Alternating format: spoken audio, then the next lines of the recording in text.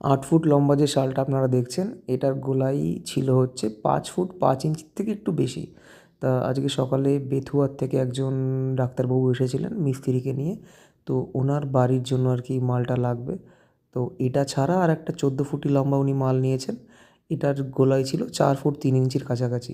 এই দুটো মালেই ওনার যতটুকু মাল লাগবে আর কি এই দুটোতেই হয়ে যাচ্ছিল। তো দুটো মাল আমরা যথারীতি আর কি বার করে ওনাকে দিয়ে দিই। আজকে আপনারা দেখেছেন উত্তরাখণ্ড থেকে একটা গাড়িও এসেছিলো, মালের গাড়ি সেগুনের। তো আগে আমরা কাস্টমারকে ওনাকে আগে ছেড়ে দিই, ছেড়ে দিয়ে ওনার মালটা ভ্যানে লোড করে দিয়ে তারপরে আমরা গাড়ি খালি করার পদ্ধতি চালু করি আর কি।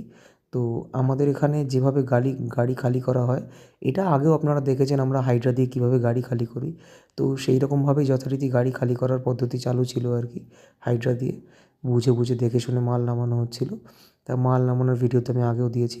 তা সম্পূর্ণ মালটা এক জায়গায় ধরেনি, 136 পিস সেগুন আর কি ছিল। তো এখানটাতে যতটা ধরেছে ততটা এখানে রাখা আছে, বাদ বাকিটুকু আগের যে 2 থেকে 3 ফুটের গাদা, ওই গাদার মধ্যেই বাকি মালটাকে রাখা।